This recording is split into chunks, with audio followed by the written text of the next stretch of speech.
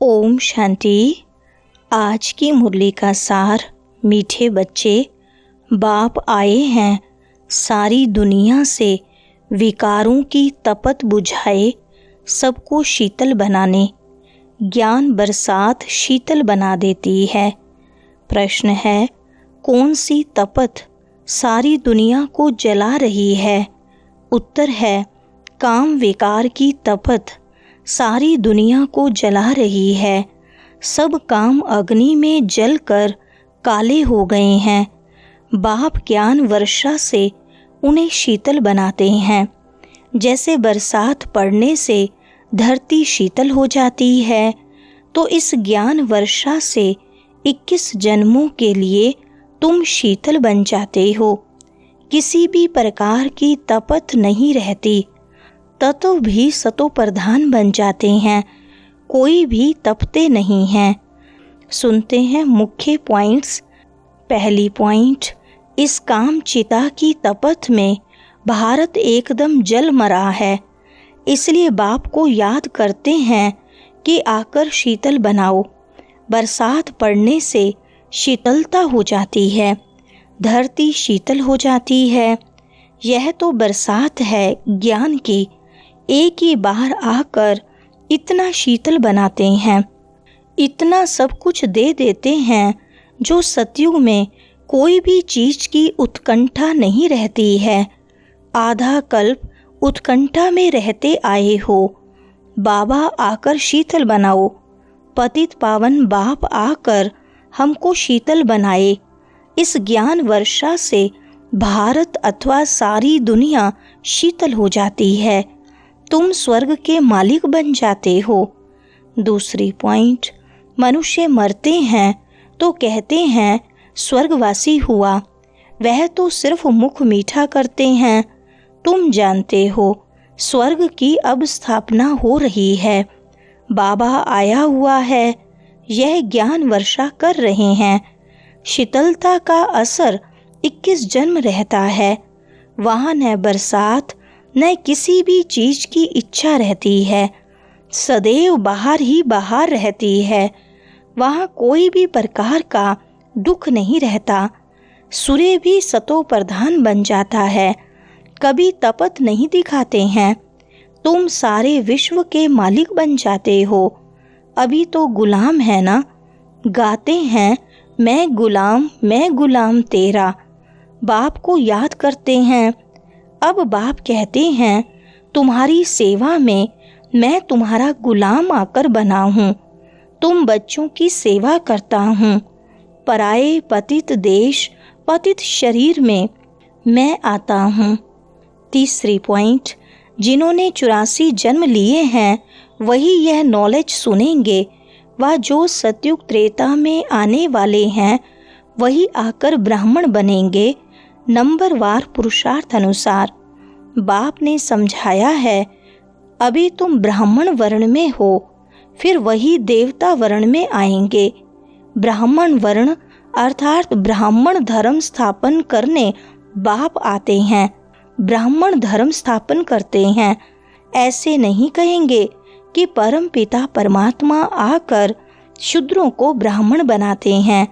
यह तुम्हारी बाजोली चलती है। यह तो बहुत सहज है। तुम जानते हो यह चक्र कैसे फिरता है। विराट रूप में ब्राह्मणों की चोटी और शिव बाबा को भूल गए हैं। कहते हैं देवता, अक्षत्रिय, वैश्य, शूद्र, फिर शूद्र से देवता। अब ब्राह्मण कहाँ गए? चौथी पॉइंट, ब्राह्मण लोग गाते भी हैं ब्राह्मण देवताय नमः। तब प्रजापिता ब्रह्मा की वंशावली कहाँ गए? प्रजापिता ब्रह्मा का नाम कितना बाला है। चित्रों में भी कितनी भूल कर दी है। प्रजापिता ब्रह्मा की औलाद का कोई नाम निशान नहीं है। स्कूल में टीचर पढ़ाते हैं, वह फिर भी सोर्स ऑफ इनकम है। एम ऑब्जेक्ट तो जरूर चाहिए। पति दुनिया में भगवान आकर पतितों को पढ़ाते हैं। बाप कहते हैं मैं तुम बच्चों को पढ़ाकर पावन बनाता हूँ। इस पढ़ाई से इनकम देखो कितनी भारी है। आधा कल्प के लिए तुम तकदीर बनाते हो। भारत में गाया हुआ है 21 पीढ़ी, अब तुम बेहद के बाप से 21 पीढ़ी बेहद का वर्षा पाते हो। 5वें पॉइंट, भारत में ही बेहद का सुख था।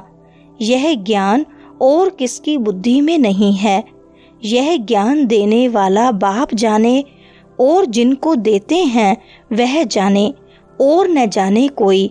ग्रंथ में भी उनकी महिमा गाई हुई है। एक ओंकार, निराकार, निरअहंकार। इसका अर्थ भी अभी तुम समझते हो। वह तो सिर्फ गाते हैं निरअहंकारी। इतनी बड़ी अथॉरिटी होते हुए भी उनको कोई अहंकार नहीं है। यहाँ थोड़ी भी पोजीशन वाले होते हैं तो कितना नशा उनको रहता है। वह है अल्पकाल वाले मर्तबे का नशा कि मैं फलाना हूँ। अब तुमको इस रूहानी पढ़ाई का नशा है।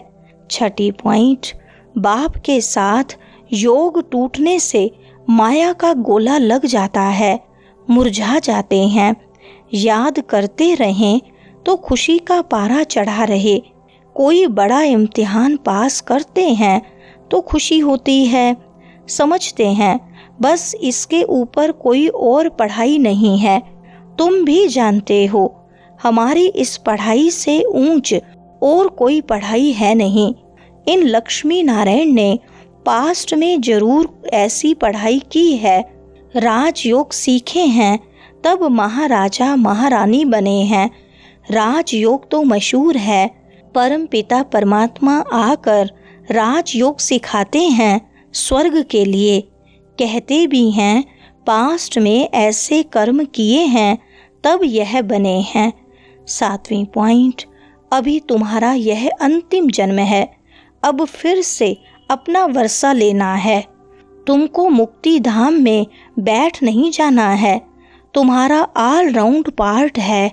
ऐसे बहुत हैं जो सतयुग से लेकर द्वापर कलयुग तक भी मुक्ति धाम में रहते हैं। ऐसे नहीं कहेंगे यहाँ आने से मुक्ति धाम अच्छा है। वह तो मच्छरों सदृश हो गया, आया और यह गया। यह मंदिर किसके हैं? जो शुरू से लेकर पहाड़ बजाते आए हैं, उन्हों के ही यादगार बनते आए हैं। पिछाड़ी में जो आते हैं उन्हों का यादगार है क्या? कुछ भी नहीं। तुम्हारा कितना भारी यादगार है। तुम अपनी प्रारब्ध का टाइम पूरा कर जब भक्ति मार्ग में आते हो तब फिर तुम्हारा यादगार तथा शिव बाबा के मंदिर बनने शुरू होते हैं। फिर और धर्म आते हैं। 8वीं पॉइंट, मनुष्य तो कह देते आत्मा सो परमात्मा। वास्तव में हम सो का अर्थ यह है। वह फिर कह देते आत्मा सो परमात्मा, परमात्मा सो रात दिन का फर्क है ना। तुम अभी इन सब बातों को जानते हो। तुम अभी पांडव बने हो। कौरव पांडव भाई भाई थे ना। अभी बाप मिला है तो तुम कौरव से पांडव बने हो।